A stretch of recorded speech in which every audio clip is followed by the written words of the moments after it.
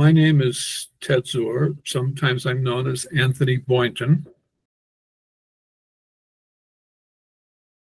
So I should say good morning, good afternoon, good evening, depending on where you are. 2 months after Assad fell, Syria disappeared from the news. It didn't disappear. The revolution continues. And we have 4 excellent speakers today who are going to help us understand how that revolution happened, what is happening now, and open the discussion for what's likely to come. Ramah Kudaimi is going to begin. She's a Syrian American activist in Washington, D.C., a former member of the National Committee of the War Resisters League, and a person who maybe a lot of you already know. Michael Pröbsting, who's the editor of thecommunist.net, is a longtime solidarity activist working in Palestinian and Syrian and other solidarity in Vienna, Austria. He was arrested and is on 6 months probation after being convicted by the Austrian government for his tireless activities in solidarity with Palestine. So Chris Slee, who is in Australia, he's a member of the Socialist Alliance in Australia, and he writes for Green Left and Links. And the 4th speaker will be Michael Karadjis, who blogs at, I think his blog's name is Their Anti-Imperialism and Ours. And he has been involved in Palestinian solidarity since the early 80s and Syrian solidarity since 2011. For those of you who are on the Marxism list, you already know the writings of some of these people.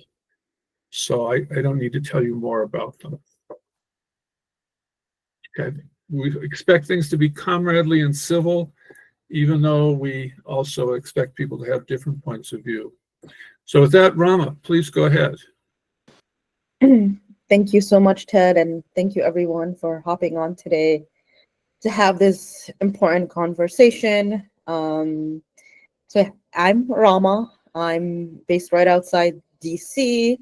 I was born and raised in the Chicago area, but my family is from Syria.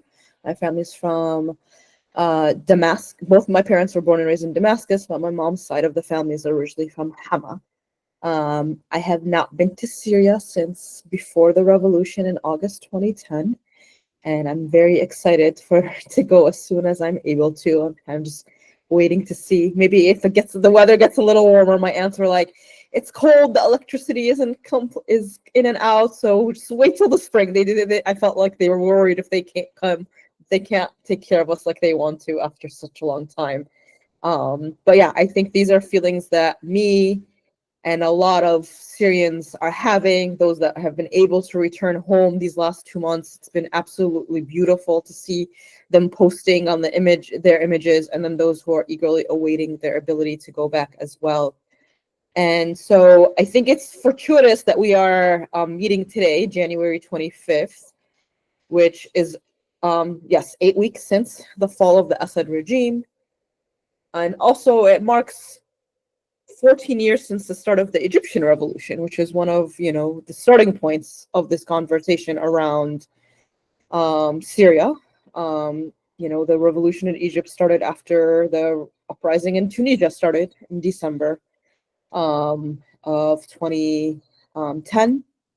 And obviously things in both Tunisia and Egypt aren't looking so good these days. But I think there are lessons that I'll get to at the end of what does it mean that we now have another opportunity with Syria to really, see the fruition of the uprisings that took place across the region against the Arab regimes. And so, the Egyptian revolution started on this day 14 years ago. It led to the fall of the regime of Hosni Mubarak after he was in power for 30 years.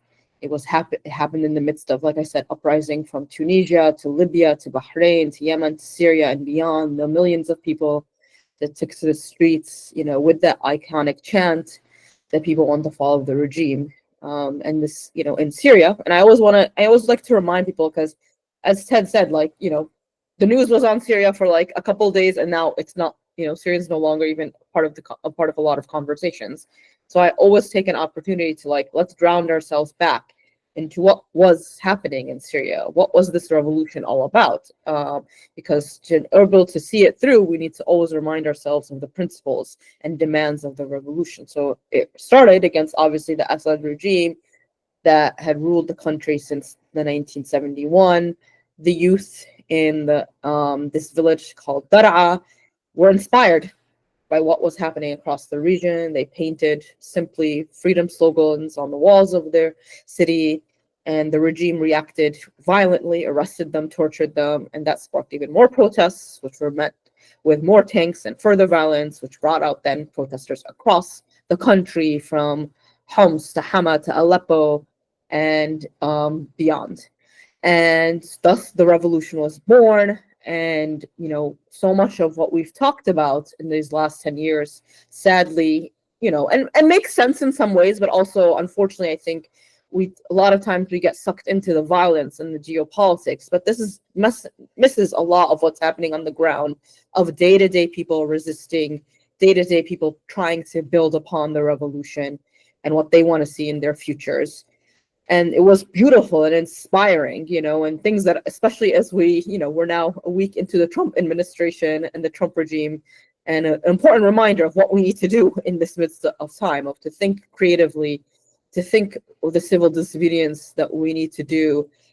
We've seen this rise again in this creativity in these last few weeks, as people have followed the liberation of cities across the country in Syria, to bring that out in the streets again. We saw the beautiful music and the poetry during the revolution. We saw sit-ins and strikes, people retaking public and reclaiming public space, the beautiful banners that they created, the cartoons, the leaflets, designs, the street theater, the vigils, all of it at the core of this uprising. I tell people, a lot of what we saw in this last year in the US, particularly in support of, ending the genocide and demanding, full Palestinian liberation. A lot of those actions and tactics and strategies is what was defining the protests in Syria in its early days.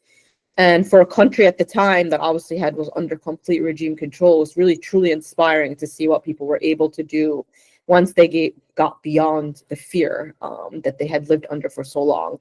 We saw the establishment of local coordinating committees that were meant to create and provide what the state had failed to do for decades. So similar to mutual aid efforts here, what we call mutual aid efforts here in the US, as new spaces were created for politics and grassroots organizing, new media outlets were established, there was a flourishing of freedom of expression.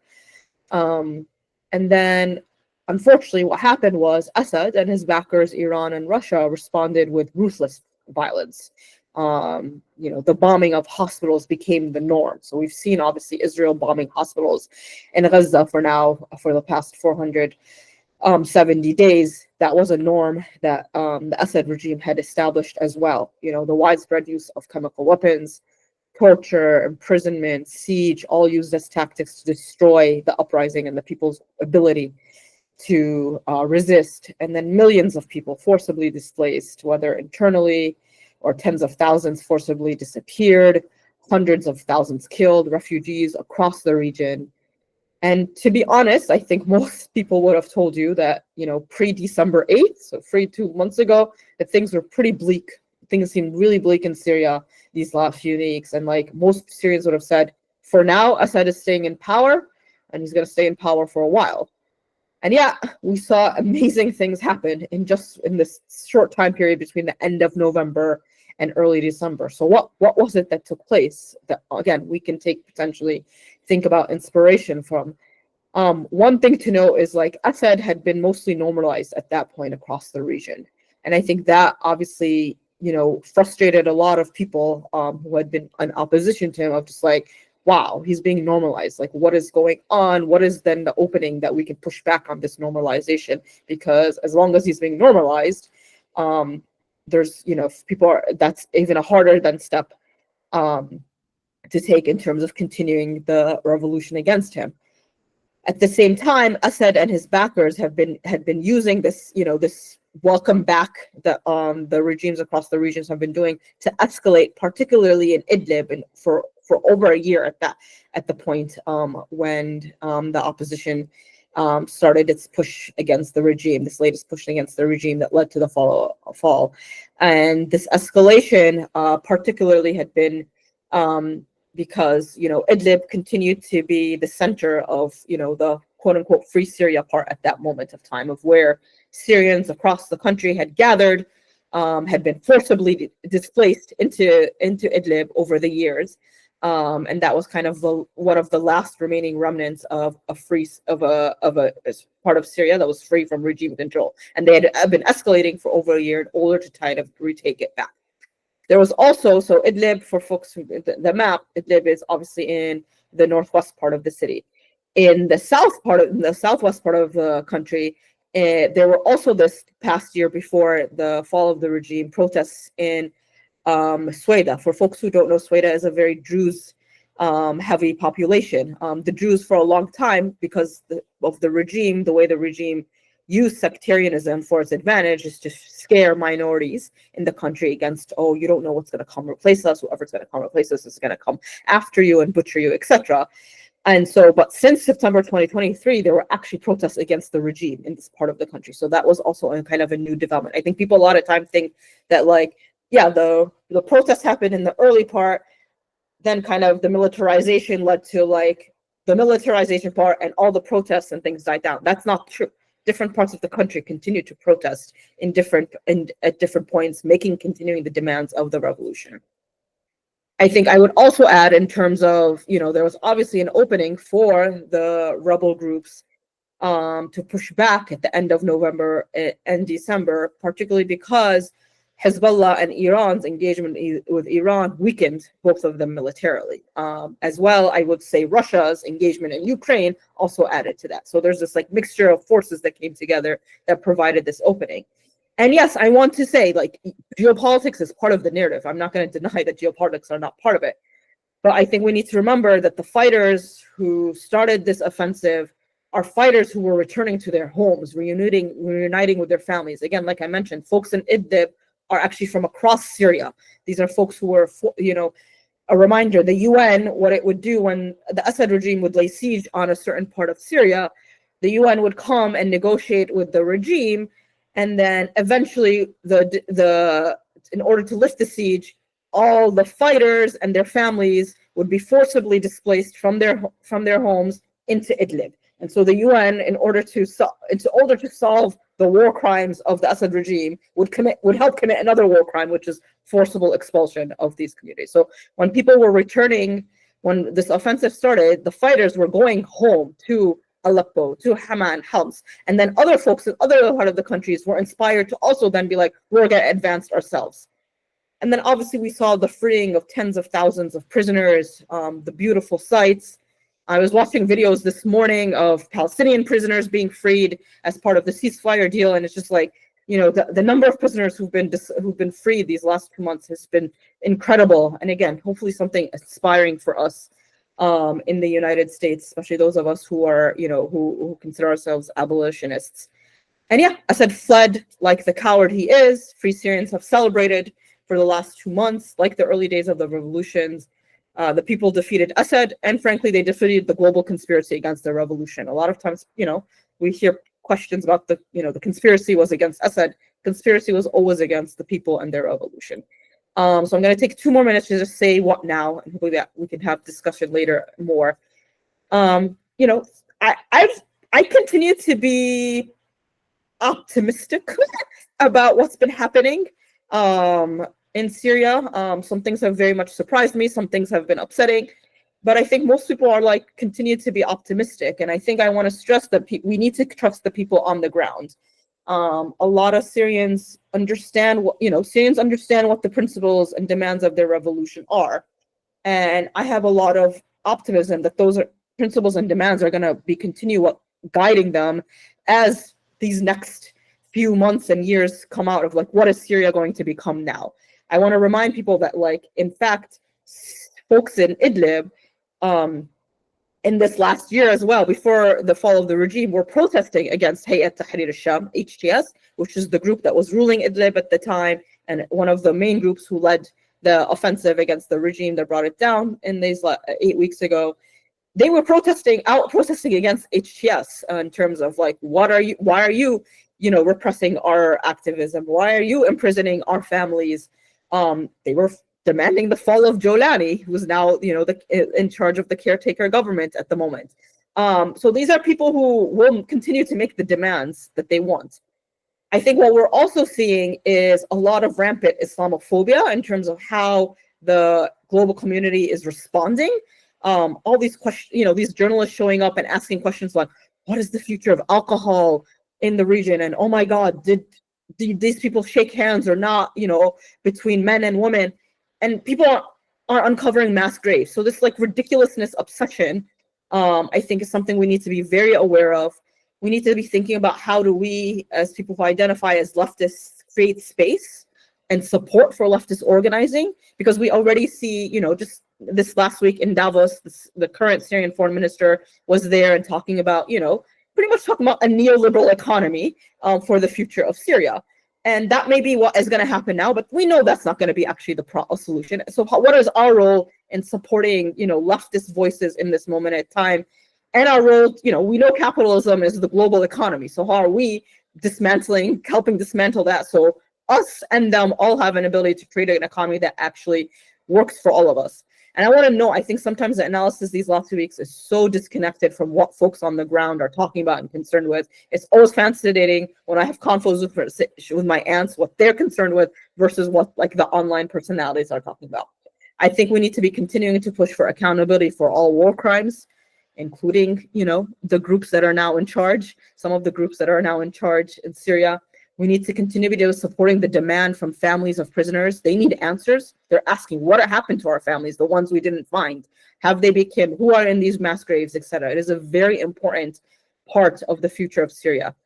We want a Syria, obviously, that's committed to the principles of the revolution, of freedom and dignity, and a Syria that it's for all its people, not for the geopolitics of the imperial powers and its neighbors that are looking to, in this moment to take advantage, whether it's Turkey, whether it's Israel, Saudi Arabia, etc.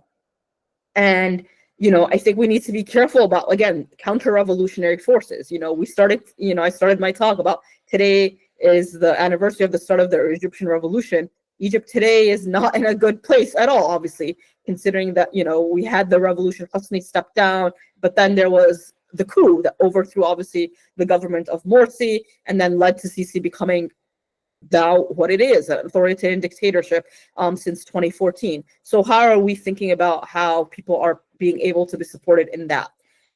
Because those of us in the US, we need to be thinking about how we're pushing for the lifting of sanctions in this moment. It's ridiculous that the sanctions were not lifted immediately. I'm going to drop a link to an action that folks can take to tell your members of Congress to lift the sanctions. We need to be careful about misinformation, disinformation, propaganda. It is all over the place. We know these social media companies at this point are very much in line with right-wing forces across the globe, including here in the United States, which means they're also in line, obviously, with, remnants of the Assad regime or just causing drama. So how are we aware of misinformation and disinformation and being careful about the news we spread coming in and out of Syria?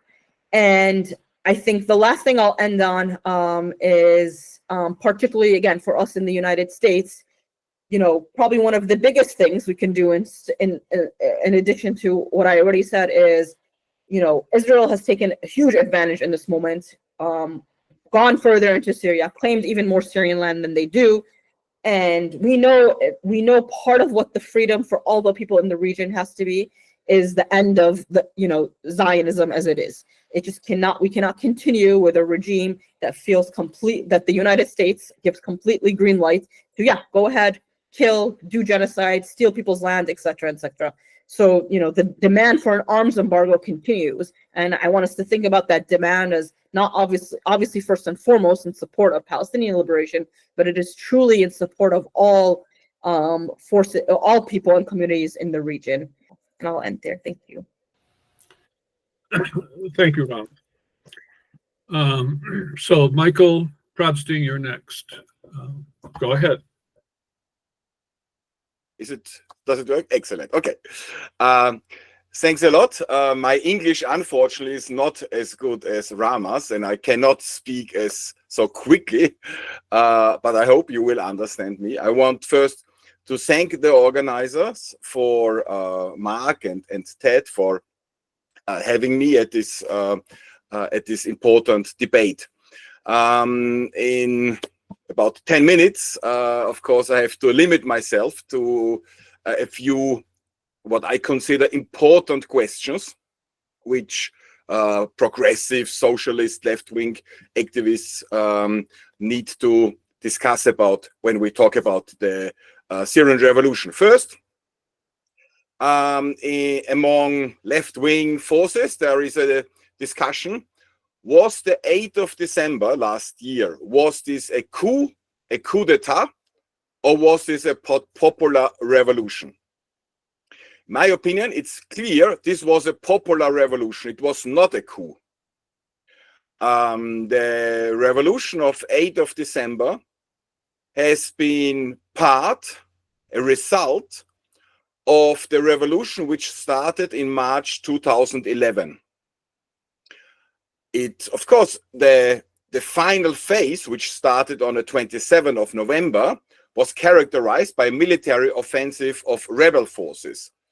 However, this has been the case in numerous liberation struggles all over the world, that they were led by guerrilla forces, which by military force, in the end, overthrow a reactionary regime and took power. This does, however, not change the fact that the revolutionary process as a whole has been a popular one. This has been evident, in my opinion, has been evident by the huge popular support for the rebels. It was clear that we have seen during this offensive in the last 2 weeks, there were a number of spontaneous uprisings by citizens in various towns and cities. We also saw even Damascus. Damascus did fall, and Assad fled before the HDS forces from the north entered. And we also saw it in many other cities. In Austria, the country where I am currently living, there are about 100,000 Syrian living as migrants. We had a demonstration on the 8th of December. It was planned already before. It was a demonstration planned in solidarity with the revolutionary offensive. And accidentally, a few hours before the demonstration happened, Assad was finally brought down. On this day, at this demonstration, according to the official, the kind of BBC in Austria, the official state news, according to the state news, 30,000 Syrian migrants participated in this demonstration. So we had a demonstration where nearly every Syrian family who lives in Austria, participated in this mobilization. We have seen many, of course, also video clips from Syria itself. It's completely evident that this has been a revolution, an uprising with mass popular support, and not a coup. The second, another question which is hotly debated amongst left-wing forces was the revolution supported or even directed by US imperialism or Israel? Again, this is a ridiculous slander. In fact, Israel was happy to have Assad as a kind of stable regime at its northeastern border. That's the reason why Israel did attack supplies for Hezbollah, and it did attack Iranian forces, but it did not attack Assad and Assad's military forces. And Israel started to attack the military hardware only after Assad has been brought down, and when there was the danger, in the Israeli eyes, there was the danger that the military hardware could fall into the hands of the rebels. This shows that Israel, the Zionist state, clearly saw and sees the rebels as enemies. Israeli Foreign Minister Zuur, also made it quite clear that he characterized the new government as a terrorist gang. But also, it's also a myth to say that U.S. imperialism did support the rebels. As far as I know, the CIA tried to train for a short time a few hundred of FSA rebels in 2012 or 13, something like this. But this was soon aborted. And it's a matter of fact that all the regimes in the region, Saudi Arabia, the Emirates, General Sisi in Egypt, etc., all they try to normalize relations with Assad. And even Turkey, by the way, even Erdogan tried to normalize relations with Assad. And they were all surprised when the rebels finally succeeded in bringing down the regime. Another important question is, what is the character of the new government of HDS, of Giuliani? I think it's clear that it was a, how shall I say, a petty bourgeois Islamist rebel movement. And when it came to power, now it's becoming a bourgeois force. And it's interested, of course, in stopping the revolutionary process and institutionalizing and pacification of the revolutionary process. It wants to build a government, a bourgeois government, which is respected, accepted by all the regional powers as well as the great powers. It's a bourgeois government which, as Ramah did already say, which wants to impose neoliberal reforms and attract foreign capitalist investors. So it clearly, the new government of Giuliani is an enemy, an opponent of the revolutionary process, and the Syrian people, the Syrian workers and peasants must organize independently. This brings me already to the next point. I think that when we talk about the tasks of the revolutionary process, I think this is an important lesson of various other examples of the Arab Revolution, because several of these revolutions, as Ramah did already say, in Tunisia or in Egypt, or Libya, did succeed in bringing down the authoritarian rulers. But after this, the revolutionary process was politically expropriated. Other forces, bourgeois forces, did take over and excluded a direct participation of the people, of representatives of the people in the political process. And as a result, the Arab Revolution went back, was pacified, or actually smashed, like the military coup of General Sisi in Egypt, for example. So it seems to me an important lesson that that the people must organize independently in councils, as we have seen in various revolutions before, not only in Russia 1917, but also in Iran, for example, in 1979, when the Shura were built. So with popular councils, with participation of the people, electing representatives. This is important to have a voice from below, and to make and to build a government which is accountable and responsible to such popular councils. Likewise, the armed forces must not be under control of a few appointed leaders, but must be under control of such popular councils. Likewise, it's essential to have equality for all the sects, to have the national right of national self-determination for the various national minorities, including the Kurdish people. The economy should be not run on a capitalist basis, but in a democratically planned way. And most importantly, it seems crucial to me to work towards the internationalization of the revolution. Because if the revolution remains isolated, limited to Syria, all the regional powers have a lot, will in the end most likely sooner or later succeed in putting down and bribing the government, etc., etc. So and there are some, it's not just an idea, there are some already tendencies, dynamics existing in this way. There have been Egyptian opposition activists fighting in Syria against Assad, who are now calling for the overthrow of the military dictatorship of General Sisi. The Egyptian regime is extremely afraid of the danger of such a popular uprising, because Syria is an example, a model, an inspiring example, and this is crucial, the internationalization of the revolution. Likewise, it's essential to act in solidarity with Palestine, not to make any peace or something like this with the Zionist enemy. Clearly, it would be stupid to ask Syria now to wage war against Israel, because Syria is destroyed. It's poor. That's clear. But solidarity with the Palestinian liberation struggle is essential. The last minute or so, I would like to say the following. If we make a balance sheet of the left and the position of the left towards the approach of the left towards the Syrian revolution, I think one has to say this is a sobering assessment.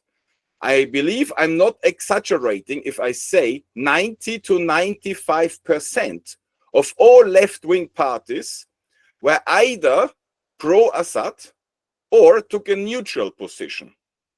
But only very, very few, there are some exceptions, but only very, very few did take a clear position in solidarity with the Syrian revolution from the beginning till the end. My organization, the Revolutionary Communist International Tendency, we have been active in a number of solidarity activities. I personally collaborated here, my friends and I collaborated here with the Syrian community. We organized dozens and dozens of demonstrations, and I spoke at these events many times. But we were the only left-wing force. Literally no other left-wing force was present at such solidarity activities. One could say that's an exception of Austria. No, I tell you, it's not. I know from most countries, hardly any left-wing forces were present. And then one must not be surprised if left-wing parties are discredited in the eyes of many Syrian and non-Syrian activists and people. So I think it's important to engage in such solidarity in the future. Thanks a lot. Thank you, Michael.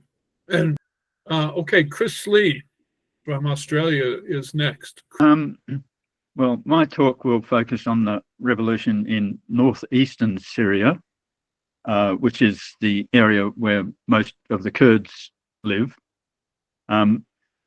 The revolution began amongst the Kurds, but then spread to involve other nationalities living in the area. The Kurds were oppressed under Assad.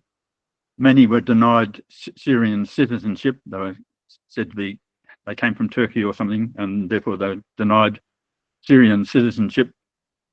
Some of them had their land taken away and given to Arab settlers because the Assad regime wanted to put Arabs along the borders. The Kurdish language was discriminated against, and Kurdish political organizations were repressed. Now, the outbreak of the revolution in other parts of Syria in 2011 weakened the regime's grip on the Kurdish areas, and this enabled Kurdish political organizations to operate more freely. In July 2012, there was an uprising in the Kurdish areas led by the PYD, the Democratic Union Party. There was little resistance by the Assad regime soldiers. Most of them surrendered without a fight. In Kobani, for example, a mass of people assembled outside the army base. A delegation informed the soldiers that if they gave up their weapons, their safety would be guaranteed. So the soldiers agreed to give up their weapons, and some of them returned to their homes in Arab cities, others stayed in Kobani. The Kurdish area of northeastern Syria known as was known as Rojava, which is a word which means west in Kurdish. So it's Western Kurdistan, as distinct from Iraq, which is southern Kurdistan, and Iran, which is eastern Kurdistan, and Kurdistan in Turkey, which is the north. So anyway, they adopted the name. The uprising was called the Rojava Revolution. The PYD initiated the creation of democratic structures. The base level was the commune, which in the countryside was could be a village. In the cities could be a street with a few hundred households. And the communes elected representatives to higher level bodies, districts and cantons and so on. The PYD also promoted equality for men and women. So for elected representatives of the communes, they should have both male and female co-chairs, for example. And they promoted the inclusion of all ethnic and religious groups in the democratic structures. The PYD also led in the creation of an armed forces to defend the revolution. They created the YPG, or People's Protection Units, and the YPJ, the Women's Protection Units. The latter was an all-women armed force. Meanwhile, in the rest of Syria, the popular uprising had become a civil war. Peaceful protests had been violently repressed by the Assad regime, and many opponents of the regime took up arms. The problem was that weapons and money for the rebels came from Turkey and various Gulf states, who tended to support the most reactionary rebel groups. These included Arab chauvinists who were hostile to Kurdish rights, and Islamist groups who were hostile to religious minorities and to the secular PYD. Turkey was particularly opposed to Kurdish self-determination and supported groups that were hostile to Rojava. The PYD distrusted both the Assad regime and many of the rebel groups. It tried to stay out of the war between the regime and the rebels. However, Rojava came under attack from some Turkish-backed groups. And then in 2014, Rojava was attacked by the so-called Islamic State, or Daesh. Daesh captured large areas of Iraq and Syria, including Mosul, Iraq's second biggest city, and the Iraqi army had collapsed. Now, Daesh attempted to capture Kobane, but was driven back by Kurdish fighters, and some Arab Free Syrian Army fighters joined in resisting Daesh as well. The US was worried about the spread of Daesh. It formed an alliance with the YPG and YPJ to fight against Daesh.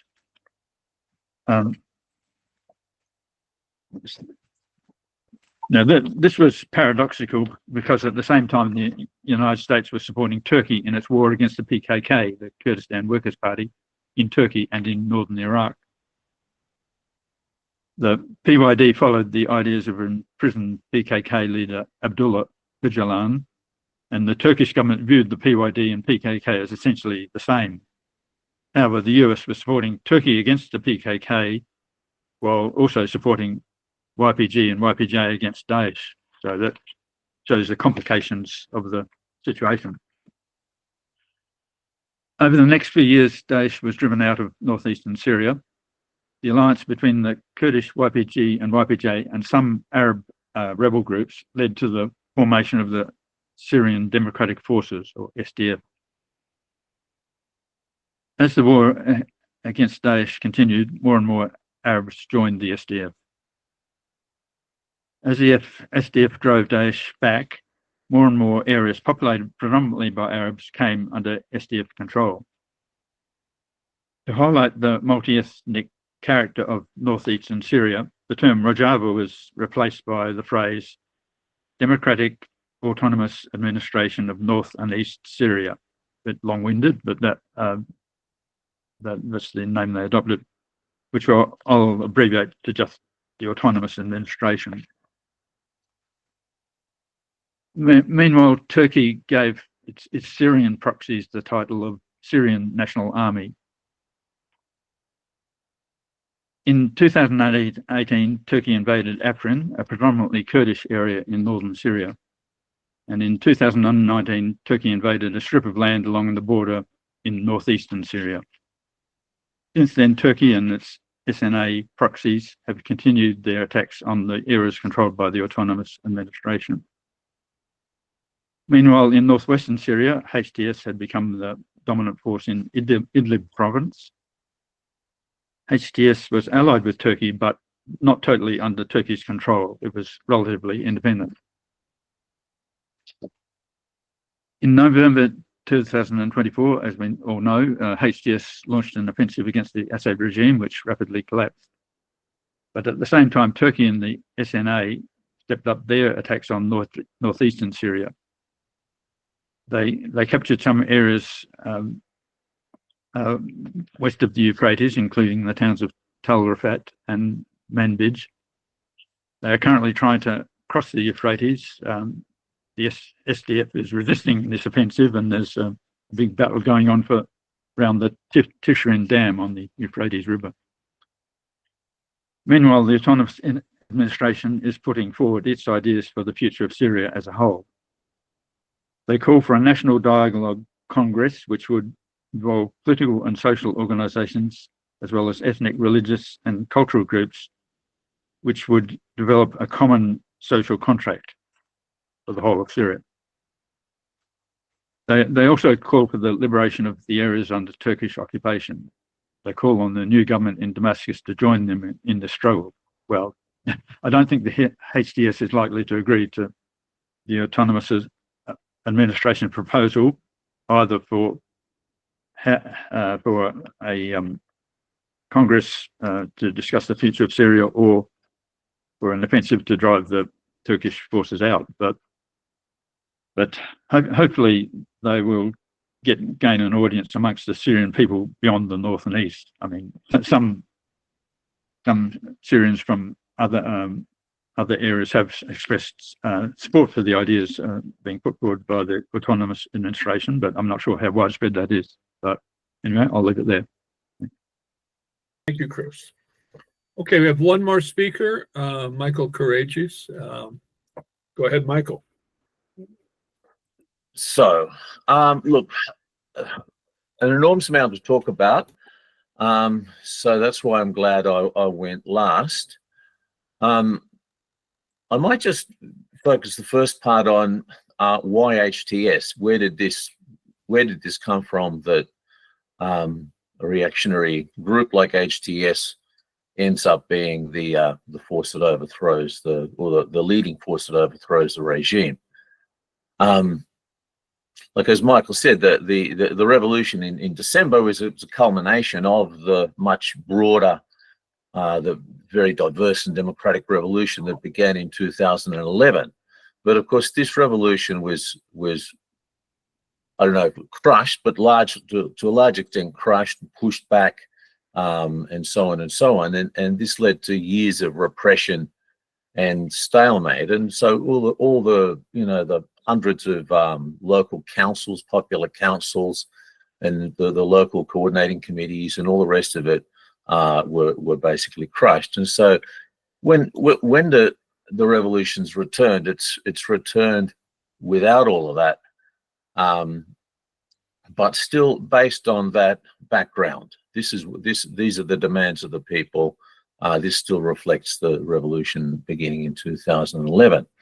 But as a result of being pushed back continually by the regime and with the Russian Air Force and the Iranian militia and so on, and without any air cover, with the United States blocking any aircraft weapons getting to the Syrian rebels the entire time, in what was largely an air war, and compare that to Ukraine, by the way. What it meant was that in the last area of northwest Syria where the rebels kept some kind of control, they largely became co-opted. They largely came under the hegemony either of Turkey itself or of the HTS, which, as Chris says, was actually quite independent of Turkey, but still somewhat reliant because that's the only border. And this was quite different, being under the hegemony of Turkey and of HTS, but nevertheless, both obviously are negative influences. And this is the background. So a little background to HTS. Jabhat al-Nusra was the Syrian affiliate of Al-Qaeda between about 2013 and 2016. And when it appeared, of course, the nature of its ideology and so on was anathema to the rest of the revolutionary forces. But at the same time, it somewhat adapted to the revolution as well. And it was very, very distinct from ISIS, which was an arch enemy of the revolution right from the start, much more an enemy of the revolution than it was of the regime. Nusra, on the other hand, because it supported the struggle, it ended up being in a united front situation with the rebel forces, but at the same time, more and more tried to monopolize the situation. When another group was weak, it would attack it and take over, and so on and so on. And so in the huge regime offensives between 2018 and 2020 against the Northwest, where they took, probably more than half of that region back, a lot of the revolutionary towns with very strong revolutionary democratic tradition were conquered, were subjugated. All the big names we all may have heard of: Sarakeb, Kafranbel, Maradal Numan, Adareb. All these towns were conquered. The people were driven in further into the corner. But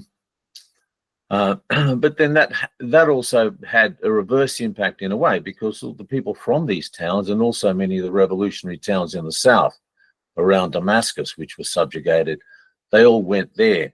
And so for a lot of these people, okay, they may not like HTS, but that was the biggest fighting force in Idlib. So they end up joining it. A lot of people in the ranks of the forces that took Aleppo were people from these revolutionary towns. And also a lot of them were actually people from former Free Syrian Army brigades, which had been subjugated, defeated and crushed by Nusra earlier. So if you look at the main period of the armed struggle revolution from 2012 to 17, say, Nusra had about 10,000 fighters.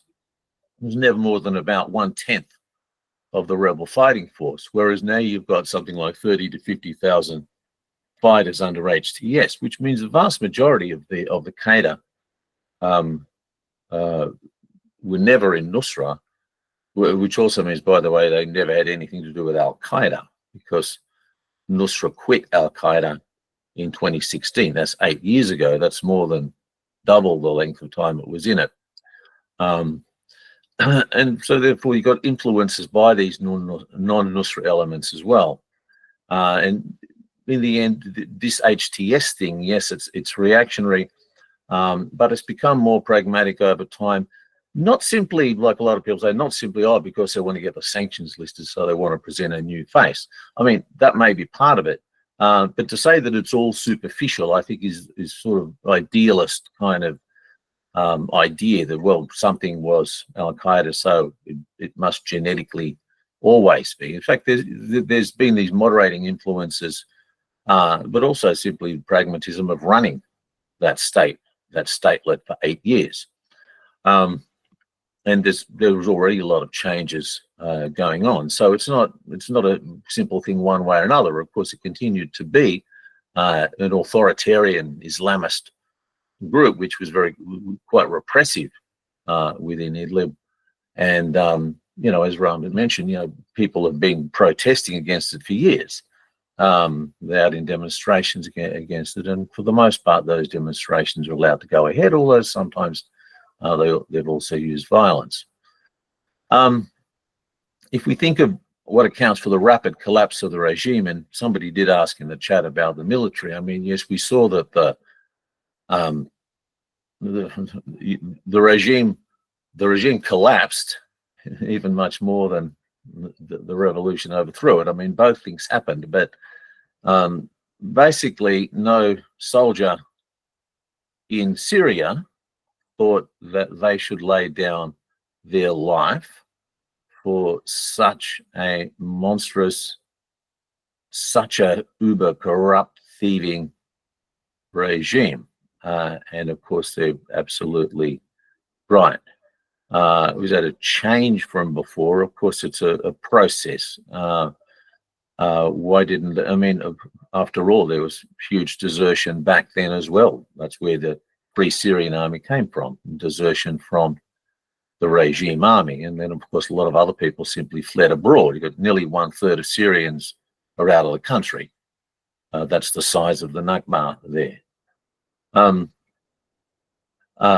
But over time, you know, people see, okay, well, the war effectively ends, the regime is effectively won, but instead of things improving, they're getting a lot worse in terms of the simple thieving from the people. All the reports seem to say that the day-to-day thieving increased quite dramatically over the last 5 or 6 years. And of course, we're not just talking about a little official thieving a little bit because they're poor. We're talking about the Assad family holding assets that are several times the Syrian GDP and so on. So people didn't want to fight, but I think you got to understand there's also the other side of it.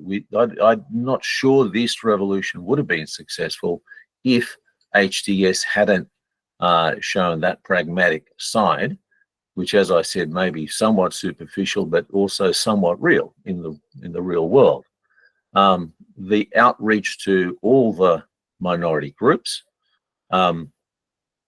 religious and ethnic minorities, Christians, Druze, Alawites, Shiites, and Kurds, was very important in because the otherwise frightened minorities may still have resisted to some extent. And that went completely against the entire background of Nusra and the earlier years of HTS. So this is the background of how HTS became the leading force. Now, obviously, it's in power now, and that's a different situation. As others have said, it forms a capitalist regime, and as a capitalist regime, it's trying to consolidate its own. Well, the bourgeoisie in general, or the capitalist regimes, will try to consolidate its power against radical change, against working class, against revolutionary forces, and so on, to create, a stable capitalist regime. And HTS, as the leading party in it, seeks to strengthen its own power by, appointing a lot of its own people to positions and so on. But at the same time, you have a situation where the masses are mobilized, they're pressing their demands, they're able to hold rallies, meetings, demonstrations all over the country, and so on, without ending up in the Sednaya concentration camp or in some mass grave like before. So the situation's open. As HTS tries to consolidate its rule and capitalist rule, will it remain keep this more or less pragmatic appearance, or will its more Islamist character come out? I mean, it's hard to say because there's both pressures are on it. On the one hand, the pragmatic side is, well, not simply a pressure of the revolution, but also a pressure of reality. It's ruling. It's a few tens of thousands of cadres, not simply ruling Idlib now. They're ruling a country of 23 million people, although, well, 16 million who are living in Syria. And it's a very diverse country. It doesn't have the ability to go and do everything it wants in that situation. So there's there are strong reasons to keep that sort of more pragmatic position. At the same time, if you try to consolidate more dictatorial rule, or maybe some of its Islamist background might come out as a weapon for that.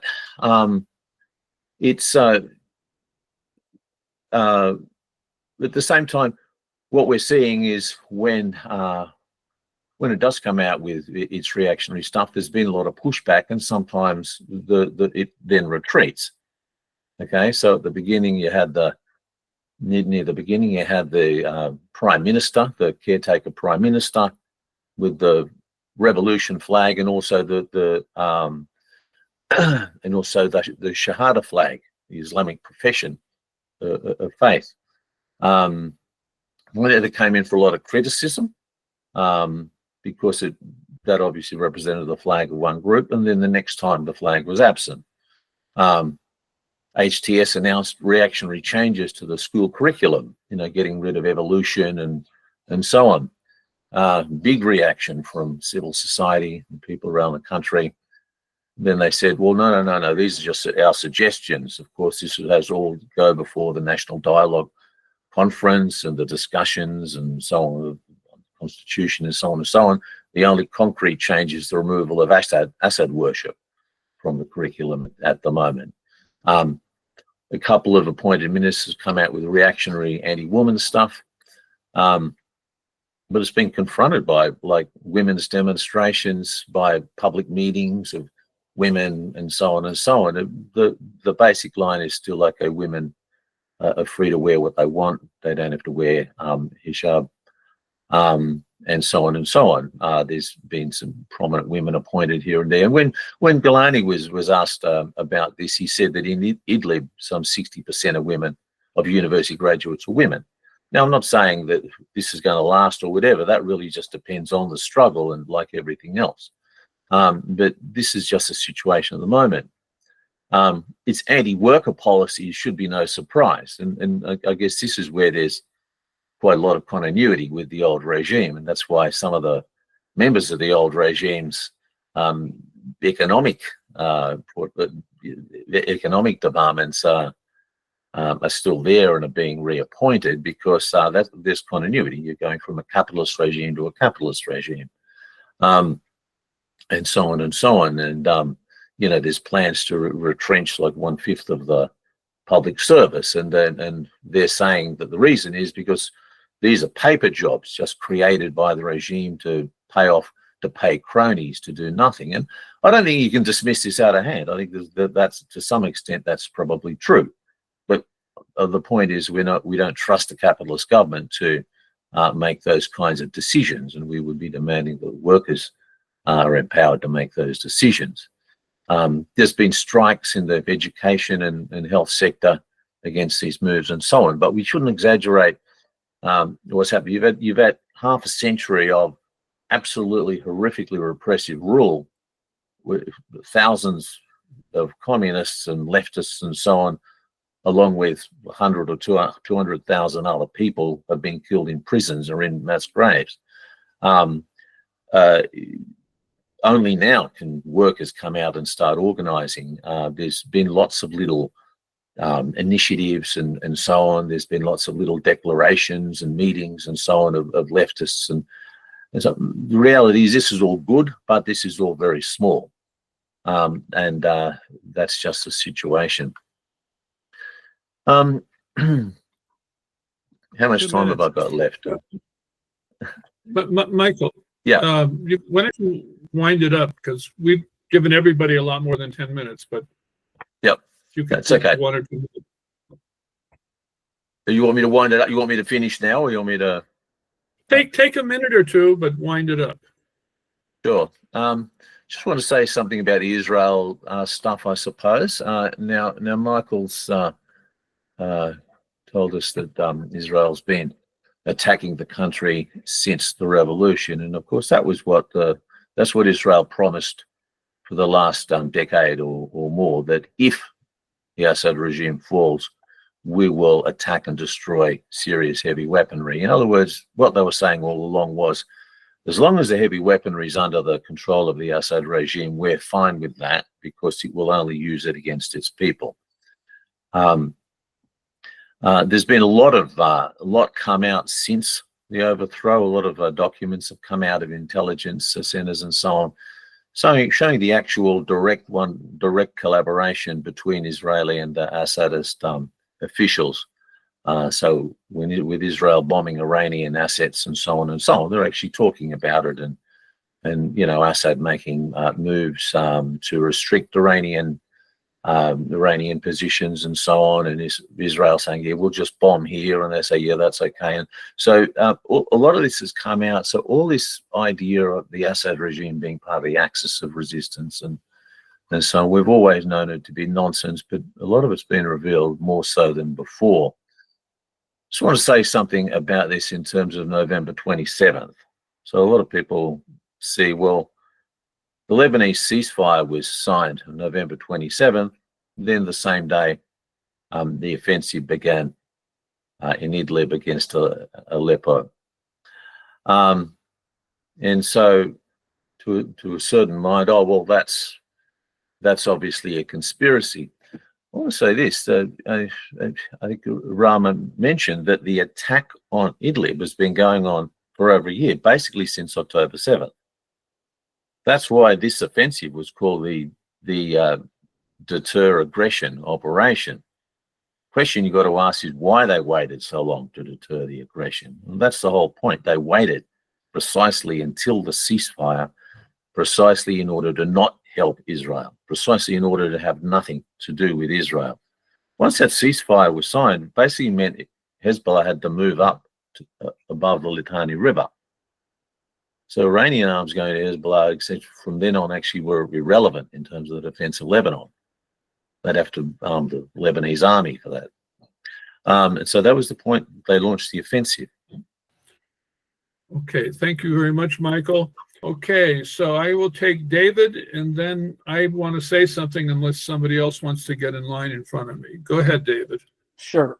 Maybe two parts to this question, or comment rather. It seems to me that the situation in Syria today is analogous, sort of, to the first year of the Iranian Revolution in 1979 and 1980, which also started as a popular revolution, but was seized by the Islamic Republican extremists under Khomeini. Unions were organizing, women were marching against, in their hundreds of thousands, against being forced to wear the veil and other restrictions on women's rights, so forth and so on.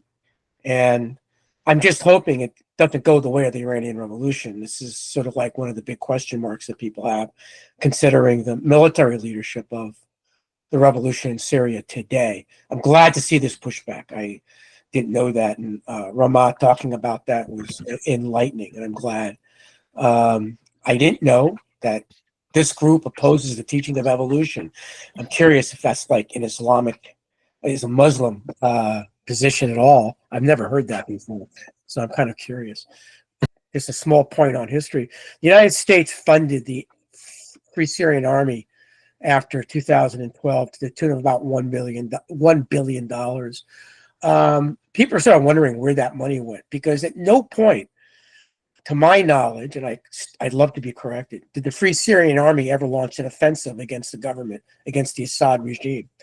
Obama provided small arms, AK-47s, but they never supplied a single anti-aircraft weapon whatsoever, to my knowledge, to any force in Syria.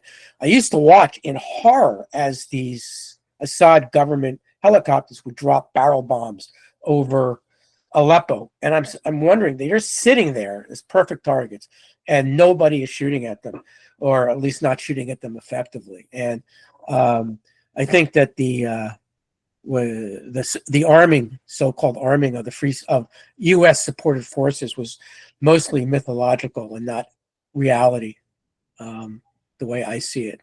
So always be careful about assigning proxy to countries that may or forces that may or may not be receiving arms from the United States or money from the United States. That's all.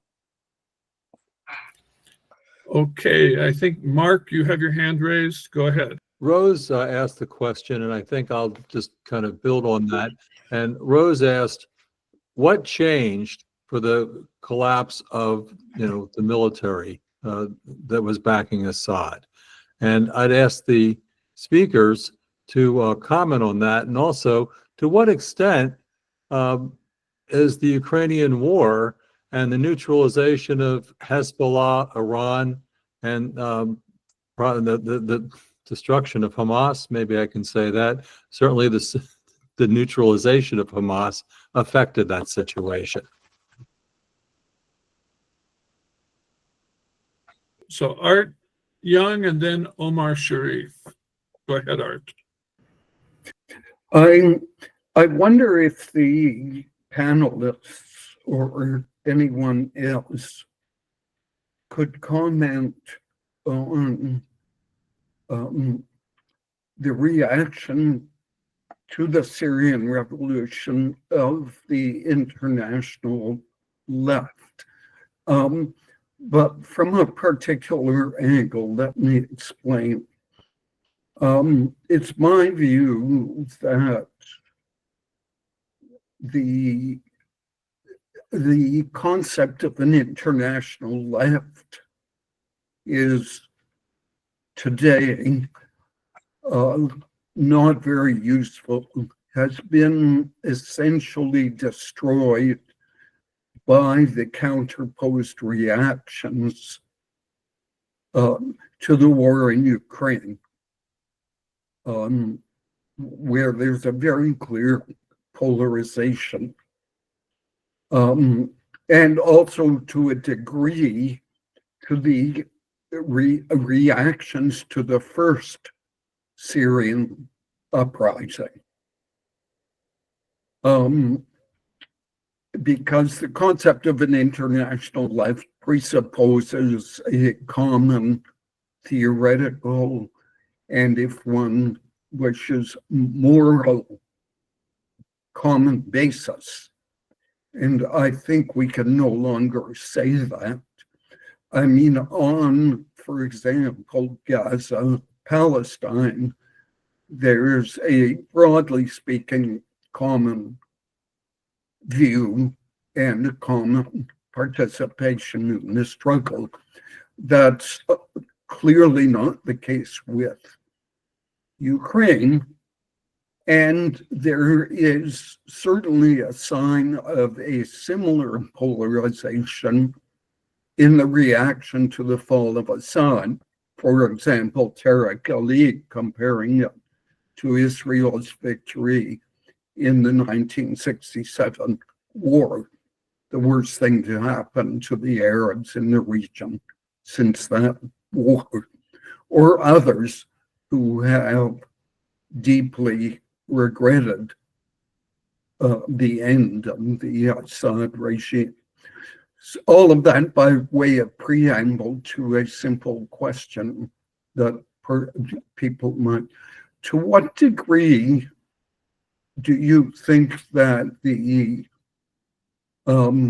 alignments in a reaction to the overthrow of Assad basically match those that we've seen on Ukraine?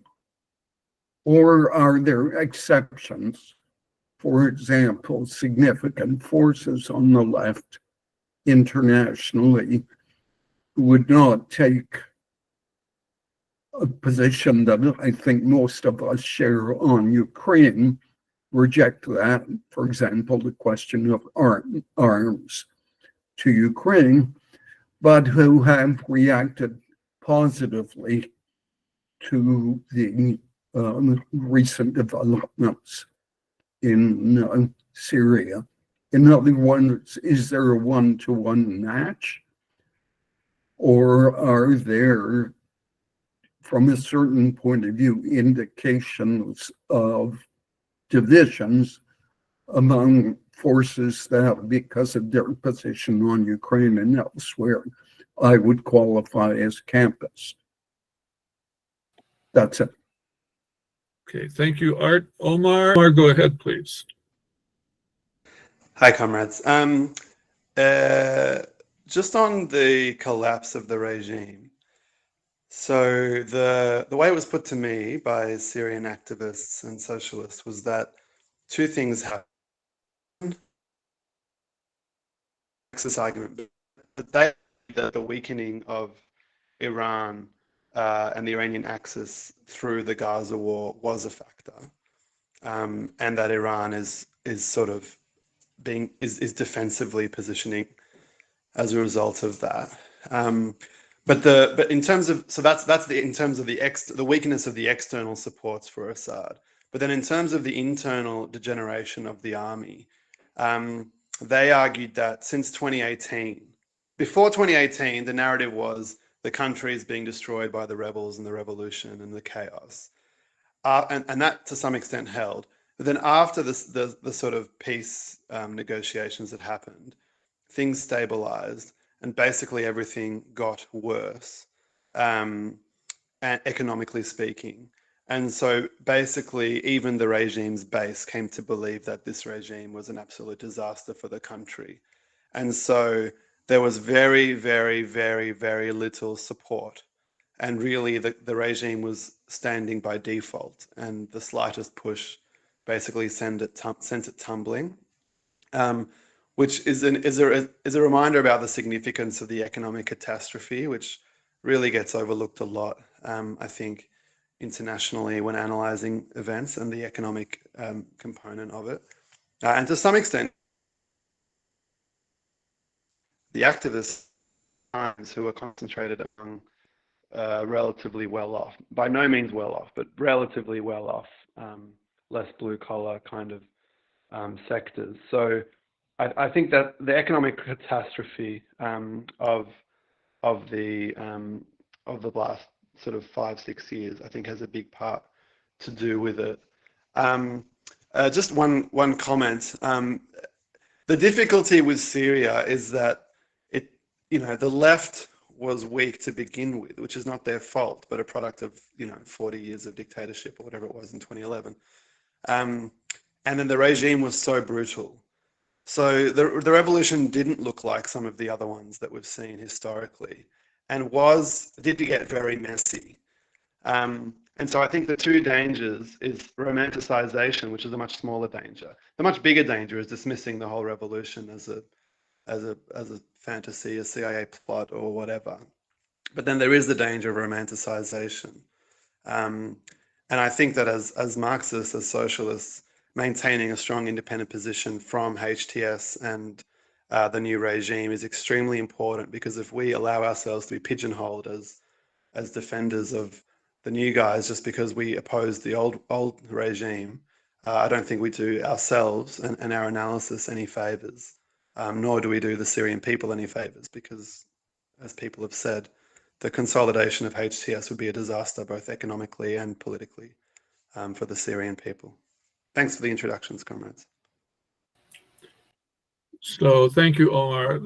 Let me make a couple of remarks and ask a question. But I point out to the four speakers that there were two questions asked in the chat, one of which has been partly addressed. Let's see if I can find them now. Okay, Carol Lang asked about the white helmets, and Rose Lacaille, or I'm not sure how you pronounce your last name, asked what happened with the military, which Michael Karadjis addressed a little bit. So if the other speakers want to address those two questions in addition to what people have just said now. Okay, so my own remarks are, I think the one great omission that I caught from all the speakers was the great big Russian elephant in the Syrian room. And Russia was unable to play the role of propping up Assad that it played in the past because of Ukraine. The Ukrainians have destroyed an enormous amount of Russian material and men, which has been of the greatest support to the Syrian revolution, regardless of what people in Syria thought of what the Ukrainians were doing. And this, I think, is much more important than the weakening of Iran, the other international factor that Omar was discussing. All right. The other remark I want to make is democratic revolutions against capitalist states, usually dictatorial states, rarely advance to socialist revolutions, as you might expect if you read The Permanent Revolution. In fact, they're normally co-opted by some capitalist force and restricted to the boundaries of some small or even large country. Or they go backwards. And you see that in time after time after time, not just in Iran, not just in Libya, not just in Tunisia, but in China. Oh, and what about Russia itself? This is normal. It's the danger. So in my view, the hope of the Syrian revolution is that it will ignite a bigger process in the region. The Arab Spring maybe is finished, maybe it will revive. We don't know. Turkey is weak. What about Jordan and all the Palestinian majority of Jordan? The thing is, the people have agency. And all of these regimes are shaky, even fucking Saudi Arabia, excuse me. Okay, so those are my remarks. My question is, I would like it if the four speakers would address the issue that Ramah sort of talked about, but not exactly. What is the agreed upon program of the Syrian Democratic Revolution? What are the main points, the main demands of the people, and the main points where you can find common agreement in the streets? Okay, so if the four speakers who want to address the issues that have been raised, you could just raise your hands and I'll call on you in the order that you want. So Ramah is first, and then Michael Karadjis, and then Michael Pröbsting. And Chris hasn't raised his hand, but I'll put you fourth anyway. So Ramah, go ahead. Thanks everyone for all the great discussion and questions. And yeah, I'll share some thoughts overall on certain things. So the first thing around the fall and the quick collapse of the regime, folks have shared some thoughts like, yeah, I agree, the weakening of Russia through Ukraine is very important. Let's remember the regime was was about to collapse in 2015 before Russia came in and saved it. So even in the face of Hezbollah, even in the face of the Iranian and Iraqi militias, the rebel forces were winning, and that it took Russia coming in with its air power to actually push back and really create a lot of losses for folks. So I think Russia, I agree with you, Ted, like it is a big player and was a big player, and I think Ukraine definitely has played a role in terms of taking away some of that power and ability for Russia and decision making, of Putin being like, yeah, I'm not going to come save you again, potentially thinking through that. I also think Omar was suggesting some of this too, the economic situation and people just not being able to trust in the regime anymore, even if they were of the base of the regime. We have to remember the regime, again, they use this story of sectarianism and like, oh, the Alawis and the Druze and the Christians, we're going to be the ones protecting. The regime was only out for themselves and for their direct family. And as it came clear, obviously, Bashar al-Assad was even only for himself. He fled the country without even telling his brother, are the rumors, or his closest advisor. So like, I think that just became more and more apparent. And I would love someone who is an expert on these things to really study the impact of sanctions. I think in left organizing, a lot of times, rightfully so, sanctions have a very bad reputation because we saw what they did in Iraq. We've seen what they've done in Iran, and that's not good. But I think potentially the example of Syria might be actually a positive reading of sanctions.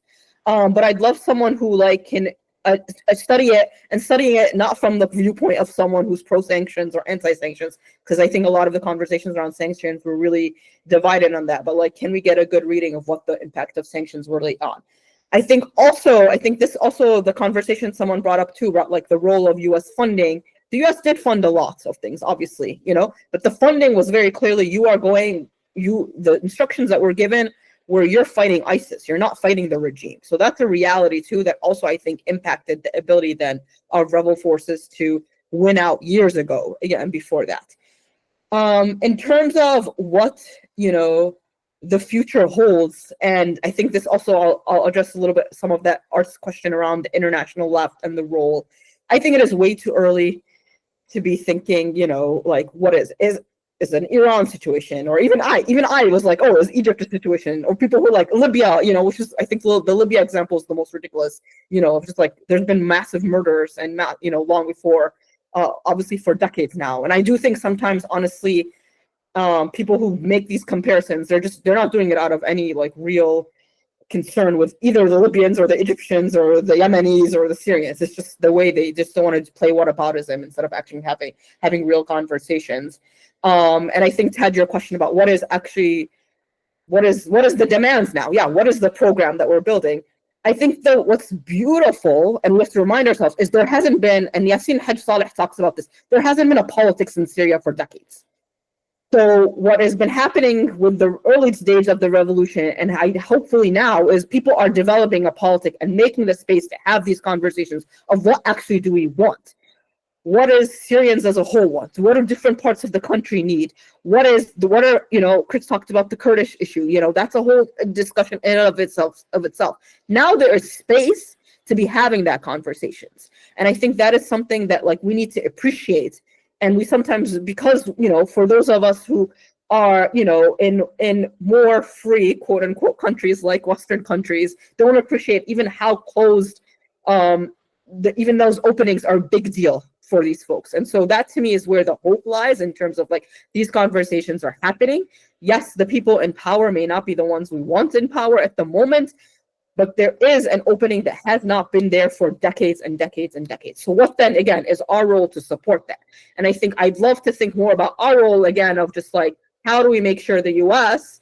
is not, how are we first one doing the political education, especially around leftists, because leftists, again, I think the point about 95% of leftist parties being either silent or pro-Assad is, I think, take it very correctly.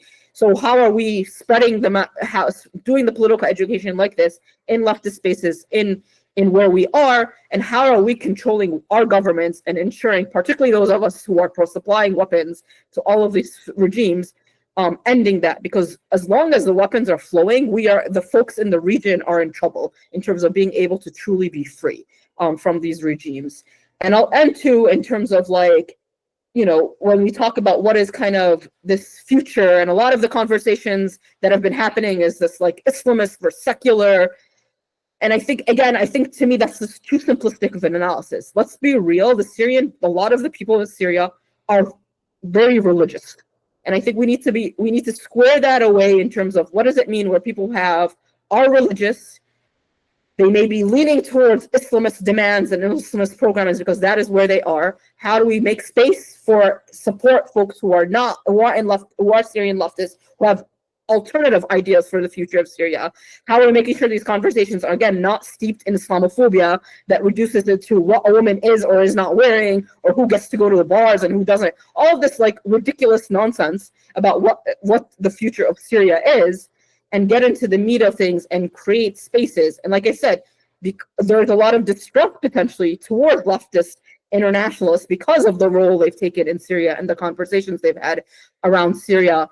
And I think that's just like a constant reminder for us, like, especially for those who are not in Syria, about like what is appropriate for us to have conversations about and support, and what next is just going to have to happen amongst Syrians themselves to have these conversations and these difficult conversations about what their future in this country is going to look like.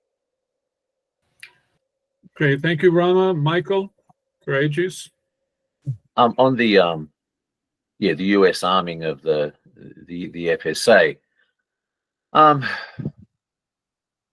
There were two programs. One of them was specifically to arm the anti-ISIS, to arm, let's say, ex-rebels who agreed to only fight ISIS. and that was the big program. That was the Pentagon program. The other program was initially arming the Free Syrian Army with basically light arms with the aim of co-optation. But even if you look at that, and I've written about this, and I've noted point by point that even that program, the CIO program, after a while they say, hey, we want you to go to defer your fight against Assad and go fight ISIS. And if you don't, we'll cut you off, which they did. So both programs in the end weren't that different. Now, the FSA, by the way, always fought ISIS. In fact, they were the first to fight ISIS in early 2014. Free Syrian Army and the other rebel groups launched a huge offensive that drove ISIS out of all of Western Syria, or at least all of northwestern Syria, even parts of eastern Syria for a bit. They lost 7,000 fighters doing so. They had no US arms at the time whatsoever, no US air cover, obviously, and the whole time the Assad regime was bombing the rebels rather than ISIS. But they still, that's not the point. Yes, they were fighting ISIS, but they were not going to give up their main fight, which was against the regime. That was the US demand. Give up your main fight. We want to make all this a war on terror against ISIS. I just want to speak a little bit about the impact of the weakening of Iran and so on. I agree that the weakening of Russia because of its Ukraine disaster is more important. The simple reason that Russia's intervention was mainly intervention of an air force. Sure, there were also lots of militia and so on, but mainly the air force. And of course, the air force is heavily involved in Ukraine. The Iranian contribution, on the other hand, was mainly manpower. It wasn't they fought under the Syrian army's heavy arsenal of weaponry and under Russian air cover. So they're mainly manpower. Why wasn't there enough manpower, troops in Syria at the time? Because Hezbollah was on where it's supposed to be, according to its supposed reason to existence, on the southern Lebanese border, fighting Israel. I don't see that it's got anything to do one way or another with the supposed victory or defeat of Hezbollah. On the contrary, I think, in fact, once they'd signed the ceasefire, if they wanted, they could send troops back. But they weren't going to do that. There's no way they were going to go and send their bloody troops back to help Assad after Assad had not raised a finger to help them. So, I mean, Hezbollah had saved the Assad regime earlier. It engaged even in starvation sieges to save the regime. Then when Hezbollah's fighting Israel, the Assad regime basically closed down Hezbollah recruitment centers and so on, because it was doing all these deals with Israel and United Arab Emirates and so on. So Hezbollah is engaged in resistance against Israel. That facilitated Syrian resistance against Assad, because Hezbollah wasn't able to be a force of counter-revolution at the time that it was actually doing something good. You could say, yes, Israel destroyed a lot of the Iranian weaponry in Lebanon. That wasn't weaponry that's ever been used in Syria. That's the weaponry, they're the missiles aimed at Israel as part of Iran's forward defense. I mean, they weren't even used to defend Hezbollah, actually, for the most part. They certainly weren't going to be used to defend Assad. Iran had thousands of troops in Syria at the time. And as well as Iraqi, Pakistani, Afghan troops, there were thousands of them in Syria at the time. They didn't fight. They refused to fight. I think they were basically told not to fight. The Iranian leadership said, we can't fight if the Syrian army, we can't serve as a support force for Syrian army if the Syrian army refuses to fight itself. Honestly, the weakening had a lot to do with it in that sense, right? Of course they can't. Why would you fight for a hollow regime? Because you won't have an asset. if it's that hollow. It can't only be Iranian or Russian. So as well, the Iranian regime came out and, big leaders of it. In fact, the biggest general in Iran came out and said, basically, Assad's been betraying us to Israel. The regime became more of a liability. This is all on the record now. So I actually think that I sort of don't agree that I put my article in the chat there. What I agree, it's a valid discussion. The law of unintended consequences can be a thing, but I basically don't see it. As for the weakening of Hamas, well, that's irrelevant. Hamas supports the Syrian revolution. They supported it all along. And once again, they've welcomed it now. So I don't see that's got much to do with it. If anything, it may be the opposite. Sanctions is a great discussion, which is probably a bit too late to have here. What we've always said is that it crushes the ordinary people, but it doesn't affect the regime. I think what you can say is that it doesn't affect the people in the regime. So it didn't stop them amassing enormous wealth. You could say it maybe weakened the regime in a sense because it lost support of people, because people could see that while they were suffering, those in the regime were becoming even richer despite sanctions. So there's a very interesting dynamic there. Anyway, that's all I want to say at the moment. Oh, go ahead, Walter. Okay, I'll be brief. I first of all, apologies. I had to leave the computer for a couple of times for things going on here, but I heard Ted raised the question of what kind of democratic or how could the democratic struggle be advanced in Syria, and I wonder if calling for a constituent assembly would be a useful strategy. I'd like to hear what the panelists say about such questions. Michael, go ahead. Yes.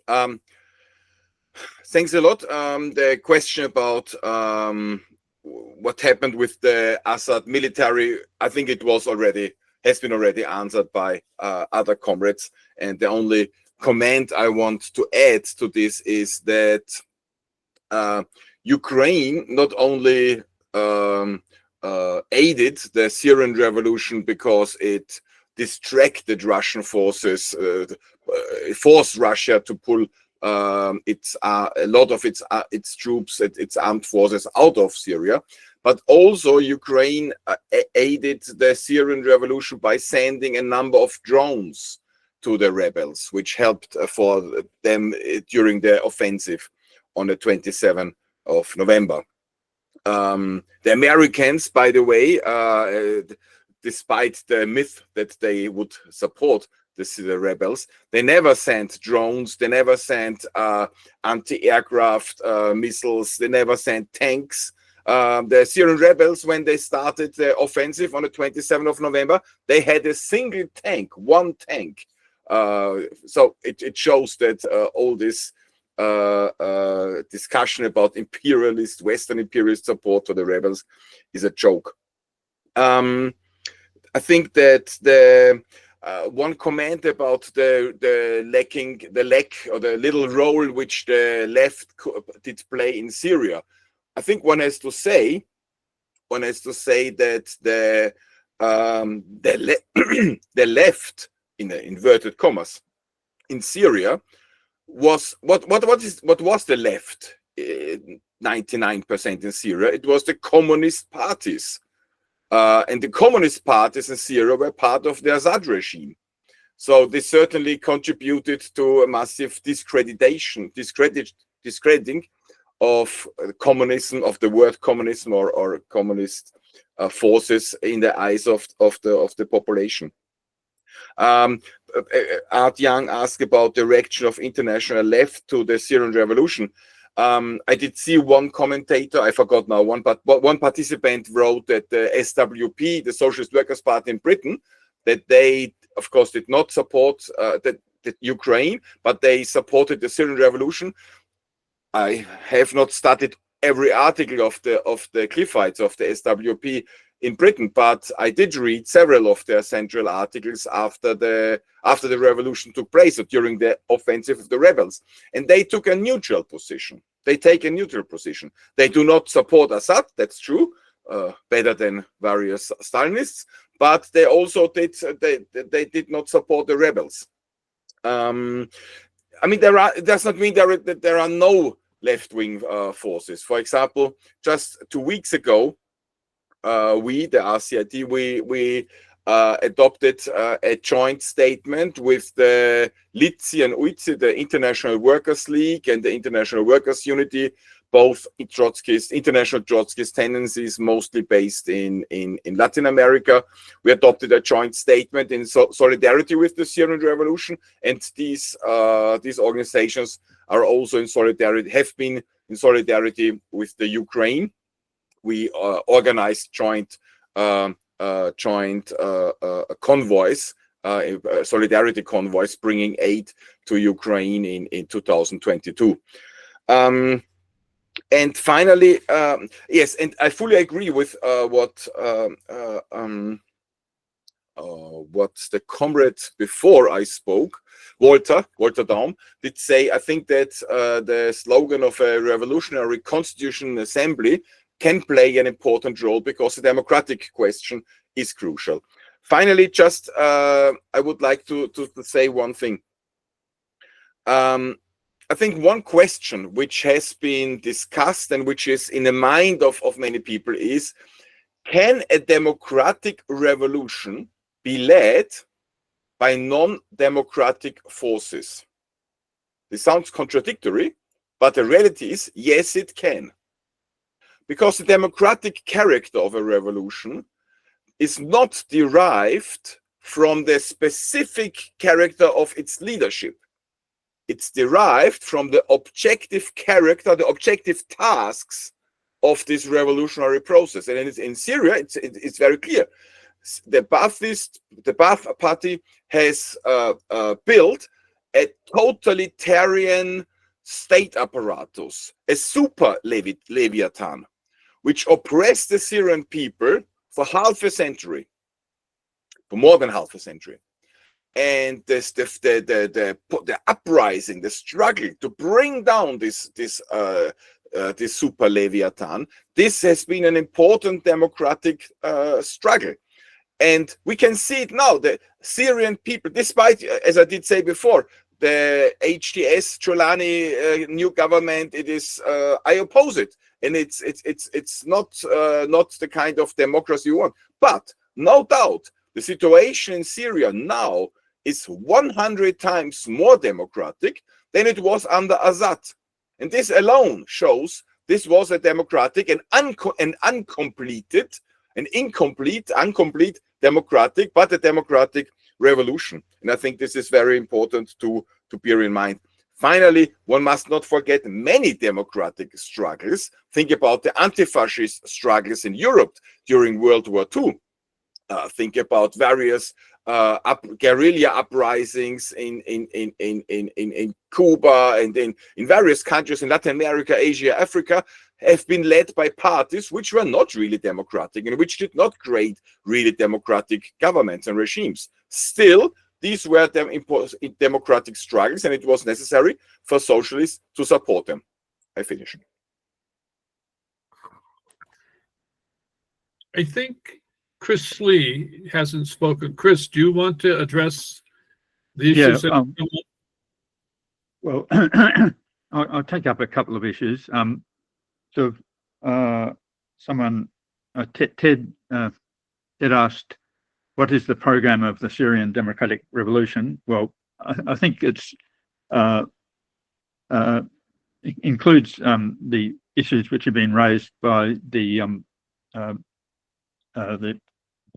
autonomous administration in northeast Syria. So issues like women's equality, inclusion of all ethnic groups in democratic structures at local, regional, and national level, and these are some of the demands, or some of the things to campaign for, and they've proposed a national dialogue Congress, which would bring together all the forces from all around Syria to discuss the way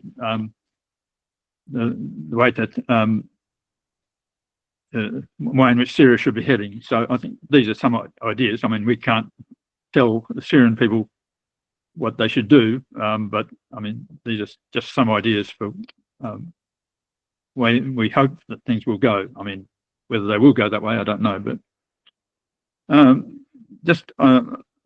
just say a bit about the US role. I mentioned that the US supported Syrian democratic forces fighting against ISIS, but various people have mentioned that they US didn't supply the Free Syrian Army with anti-aircraft weapons, but they also haven't supplied the Syrian democratic forces with anti-aircraft weapons because they might shoot down the Turkish planes bombing northeastern Syria. So yeah, and when Turkey invaded Afrin, the US actually did nothing to stop them. So just a point on the limitations of the alliance between the Syrian democratic forces and the United States. I mean, the United States is certainly not a reliable ally for the Syrian democratic forces. I'll just leave it there. But Ramah and Michael Karadjis, if either of you want to address Walter's question, we'll finish with that. I don't have to direct that, but I just want to note one thing. I think and Michael had, to Michael's point around the official positions of the official Syrian Communist Party, to be just very clear, the regime imprisoned, tortured, exiled, killed anyone in its opposition. That included plenty of leftists, that included plenty of Islamists, Kurds, Arabs, Sunni, Shia, Christian, Druze. You were against the regime, you were in trouble, Alawites, etc. And so just want to really emphasize that point that the regime, just if you're against it, you are in trouble. And want to just note too, there's some folks trying next month to do a day to remember Omar Aziz, who's a well-known anarchist, actually leader out of Syria. So just I think in these moments, it's also I think important to to call on to the memory of the martyrs. So many martyrs, who lost their lives and brought us to our point, again, from all different ideologies, all different sects, religious backgrounds, etc. And so I think that is also part of being able to build the future of Syria, is to honor the memory of the martyrs. And this is just one effort I thought I'd throw in there, some people wanting to do that. Thank you all so much for being on today. Thank you, Ramah. Michael, do you want to make a last remark in relation to Walter's question? Yeah. Yeah. By the way, just thanks so much, Ramah, for that about Omar Aziz. Very important. Look, I think we'd all agree here that a constituent assembly would be a good idea, and it'd be something to fight around. Just wanted to mention in relation to that, Chris talked about the idea of national dialogue conference with people representing all different parts of Syrian society and so on to be involved. And it actually is not only called for by the SDF, it's actually being called for by HTS. Officially, that's what they say they're going to do. Now, whether they're going to do it right or how they're going to do it, exactly the mechanisms and so on, of course, nobody knows. There's no clarity. But even the fact that they're officially saying that that's what this is simply a caretaker government until March, the ones they're stuffing with HTS representatives. Officially, the transitional government, which was going to rewrite the constitution and eventually hold elections, is supposed to be chosen somehow after March, and somehow as a result of the National Dialogue Conference, and that's somehow supposed to represent all these different sectors of Syrian society, different sects, and so on and so on and so on. So I think the important thing now for activists in Syria is to make sure that that is real, or at least, you know, give it as much reality as can be, and don't allow HTS to simply make it a farce. That's all. Thanks so much, everybody. Thanks for organising this, organisers. Thanks to everyone else. Thank you, Michael. Thank you, Michael. Thank you, Chris, and thank you, Ramah. And thank all of you for coming.